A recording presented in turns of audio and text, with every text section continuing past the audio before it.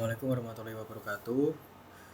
Saya Joni Siswanto Wanika dengan NIM 185231059. Kali ini saya akan memulai untuk percakapan dengan AI yang mendiskusikan tentang skenario sebenarnya telemedicine. Saya buka dengan pembukaan, yaitu apa sebenarnya itu telemedicine. ChatGPT akan menjawab bahwa telemedicine sebenarnya adalah pelayanan kesehatan yang dilakukan dari jarak jauh. Sederhananya adalah dokter dan pasien berinteraksi untuk keperluan pelayanan medis tanpa harus bertemu langsung. Contoh paling gampangnya pasien, aplikasi video call, dokter, anamnesis, diagnosis, dan saran terapi. Ini contohnya bisa melalui video call, chat, atau dikirim secara digital. Gambaran sederhananya telehealth adalah telemedicine, pelayanan medis langsung. Lalu kenapa telemedicine dibutuhkan? Karena jarak, waktu, plus akses. Contohnya, pasien di jarak jauh, rumah sakit bisa berkonsultasi dulu. Saya akan bertanya selanjutnya bahwa saya ingin bertanya soal dasarnya dulu. Saya mulai dari konsep dasarnya. Apa perbedaan dari telemedicine, telehealth, dan e-health? Karena menurut saya ketiganya menggunakan teknologi pada bidang kesehatan. Lalu ChatGPT akan menjawab bahwa e-health itu konsep yang paling luas. Telehealth adalah e-health yang berfokus pada layanan kegiatan dari jarak jauh. Telemedicine adalah bagian dari telehealth yang secara khusus berkaitan dengan pelayanan medis. E-health itu penggunaan teknologi digital secara luas untuk mendukung bidang kesehatan. Cakupannya luas. Yang pertama ada rekam medis, sistem informasi medis, aplikasi kesehatan, penyimpanan, sistem administrasi, analisis data kesehatan, dan edukasi kesehatan berbasis digital. E-health tidak harus melibatkan komunikasi jarak jauh antara pasien dan dokter. Kalau telehealth adalah spesifiknya berhubungan dengan pemberian atau dukungan layanan kesehatan jarak jauh. Konsultasi kesehatan online, edukasi pasien. Jadi ini misalnya dokter memberikan edukasi kepada pasien melalui video conference. Yang ketiga adalah telemedicine. Telemedicine secara khusus mengacu pada pelayanan medis yang dilakukan dari jarak jauh menggunakan teknologi.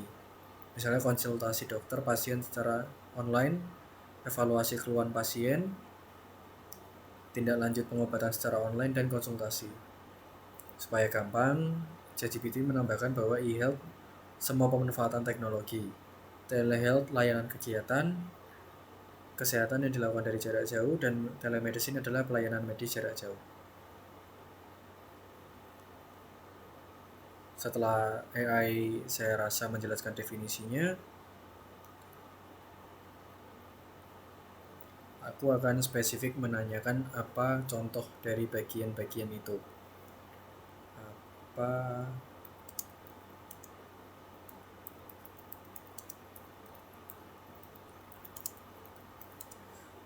Apa bisa dibilang telemedicine bagian dari telehealth, sedangkan telehealth bagian dari e-health? Karena ketiganya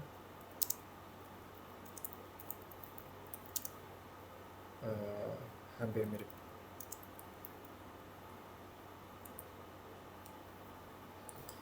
Saya akan menjelaskan hubungannya. Ini konsep dasarnya, model seperti itu cukup tepat. Tapi literatur yang diberikan yaitu e-health menuju telehealth menuju telemedicine. Jadi seperti tadi, e-health yang paling luas segala pemanfaatan teknologi dan komunikasi untuk mendukung kesehatan. Di dalamnya bisa jadi ada telehealth, pemanfaatan teknologi untuk memberikan atau mendukung layanan kegiatan. Kemudian di dalamnya ada telehealth dan telemedicine yang secara khusus berhubungan dengan pelayanan kesehatan medis dari jarak jauh. Jadi e-health adalah cakupan yang paling luas. Di dalamnya ada telehealth dan di dalam telehealth ada telemedicine. Contoh sederhananya, e-health itu punya rekam medis elektronik, aplikasi kesehatan, analisis data kesehatan, telehealth. Telehealth sendiri punya edukasi kesehatan online, pemantauan, dan telemedicine untuk konsultasi dokter pasien online jarak jauh. Tapi penyimpulannya saya salah, yaitu yang benar adalah telemedicine. Ini bentuk kesalahannya, yaitu telemedicine pasti selalu bagian dari telehealth dan telehealth pasti selalu dari e-health. Konseptualnya iya, namun istilah tersebut kadang digunakan secara tumpang tindih. Jadi secara umum sebenarnya e-health sebagai konsep paling luas, kemudian telehealth bentuk pemanfaatannya, dan telemedicine sebagai bentuk telehealth yang secara khusus berkaitan dengan pelayanan medis.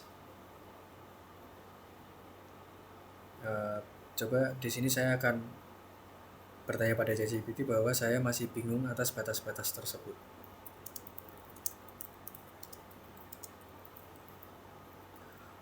Saya masih bingung atas batasnya.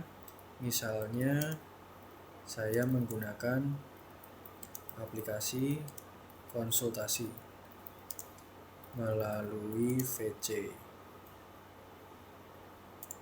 Itu jelas telemedicine.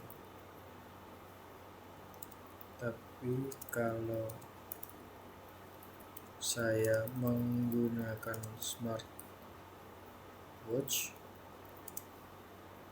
untuk memantau kesehatan dan detak jantung, datanya langsung tersimpan. Ini termasuk apa?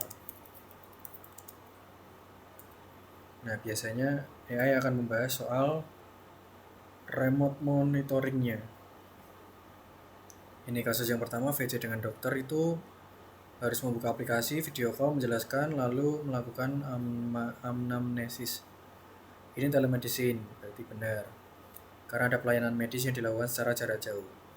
Lalu yang kedua, smartwatch mengukur detak jantung. Jadi smartwatch itu mengukur heart rate, data tersimpan, lalu saya bisa melihat grafik detak jantung. Tapi ini belum berarti telemedicine atau telehealth. Yang pasti adalah e-health karena teknologinya mampu mengumpulkan dan mengelola informasi kesehatan.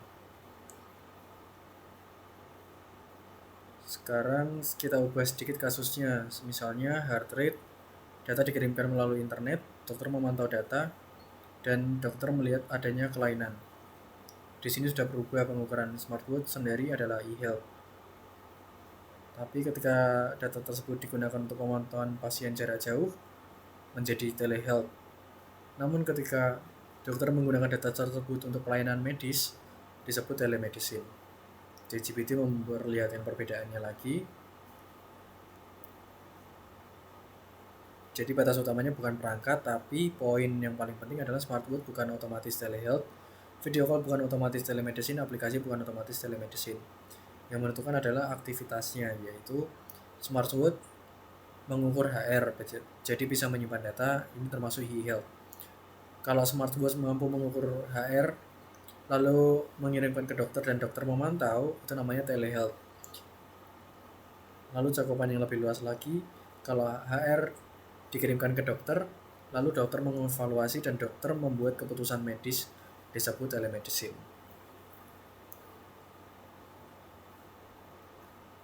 Saya akan menanyakan kembali, berarti yang membedakan bukan soal internet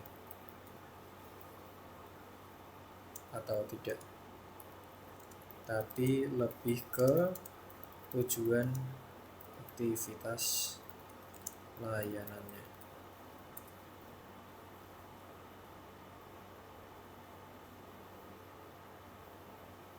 Betul.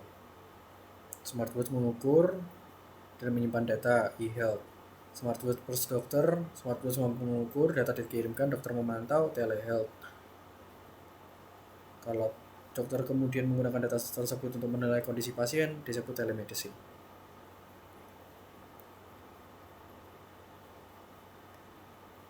Lalu saya akan menguji dengan contoh nyata. Coba misalnya saya menggunakan aplikasi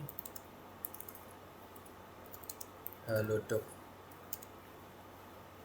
memungkinkan untuk chat dan VC dokter. Menurut klasifikasinya ini termasuk telemedicine.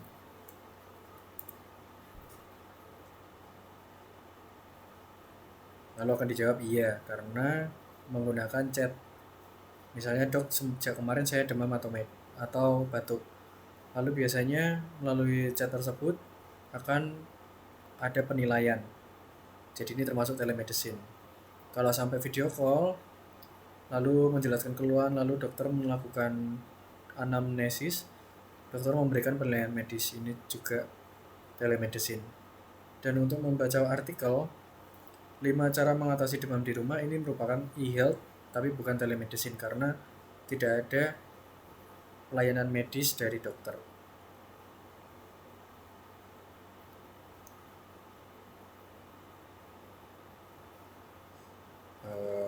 Saya akan menanyakan eksistensinya. Nah, berarti telemedicine sebenarnya tidak bisa menggantikan pemeriksaan secara langsung.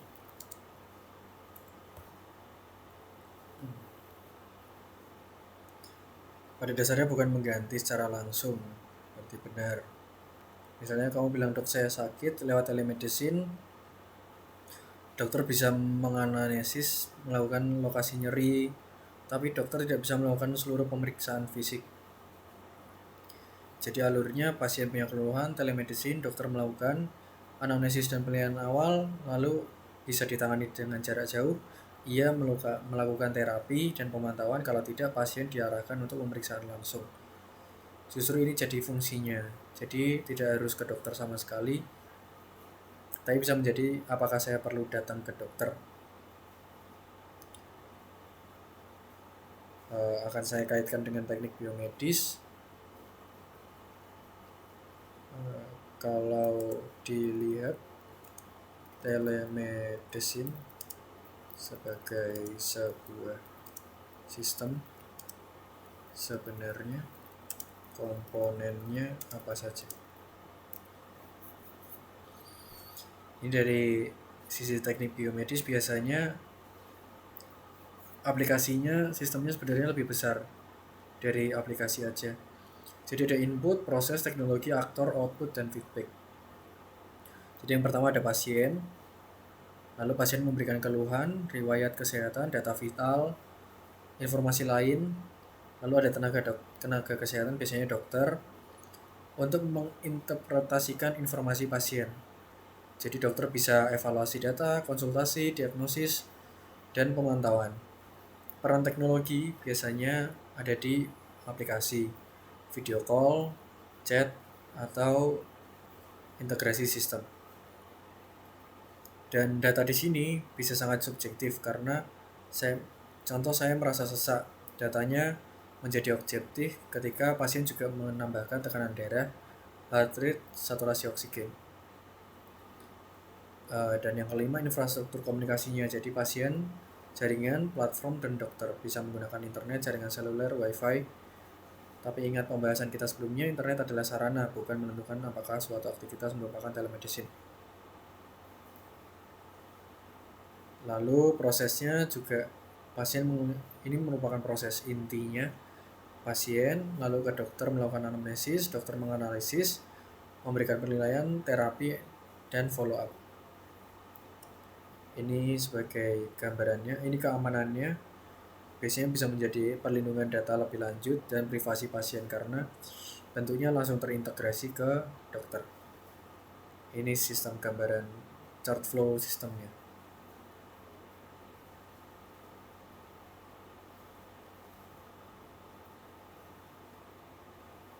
Saya akan mempertanyakan lebih kompleks soal engineering.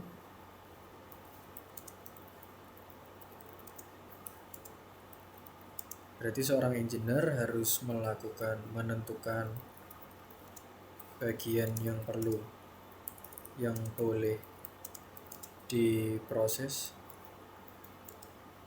atau dikompresi dan mana yang harus dipertahankan.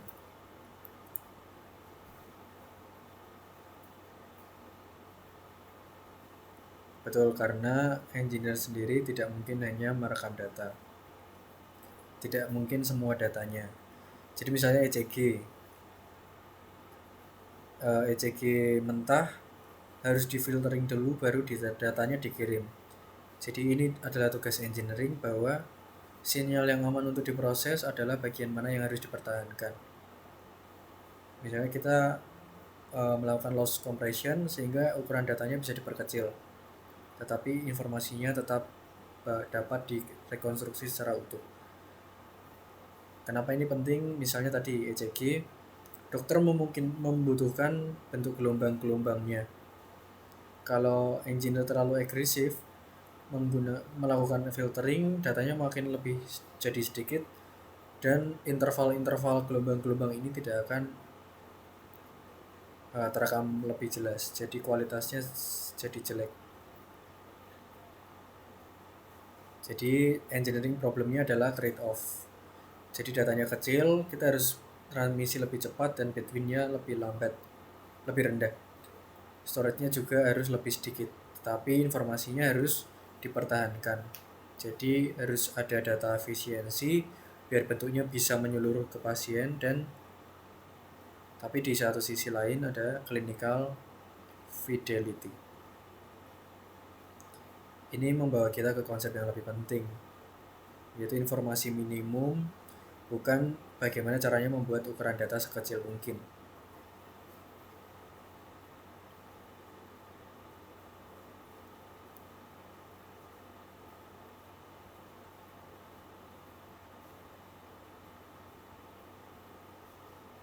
Lalu saya akan mencoba salah satu kasus. Misalnya saya berhasil membuat sensor ECG sangat akurat dan taktis, tapi dokter perlu parameter lain untuk mengambil keputusan apakah alat tersebut mampu dianggap berhasil.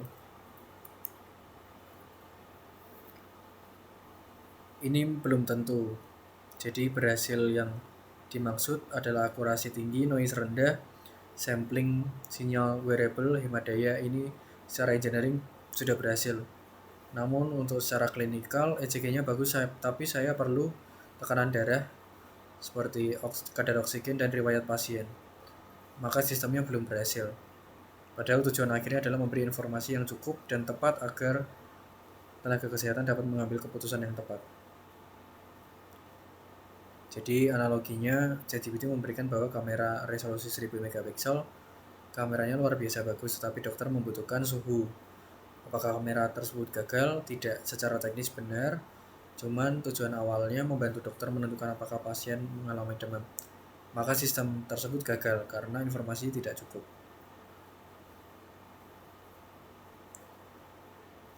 Jadi sebelum engineer menentukan saya mau membuat sensor ECG, sebenarnya harus diketahui bahwa keputusan apa saja yang harusnya ingin dibantu. Dan clinical questionnya biasanya menjadi apakah pasien memiliki indikasi aritmia tertentu. Ini informasi yang dibutuhin. baru engineering menentukan.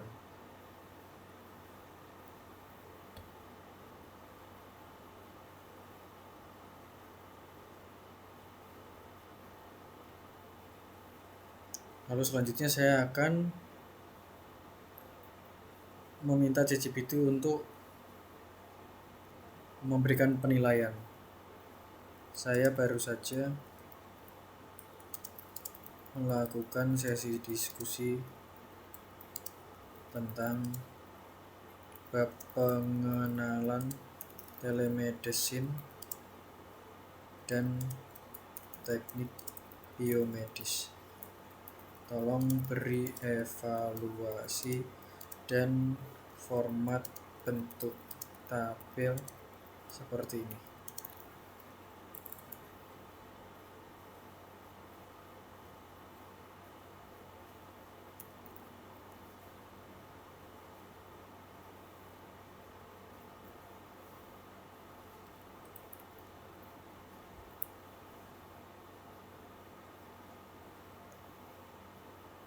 ChatGPT memberikan nilai kedalaman saya yaitu 22/25. Untuk kualitas follow up saya 24/25. Penguasaan konsep saya 17/20. Pemikiran kritis saya 18/20. Konteks di Indonesia 2/10. Jadi totalnya 83/100. Terima kasih.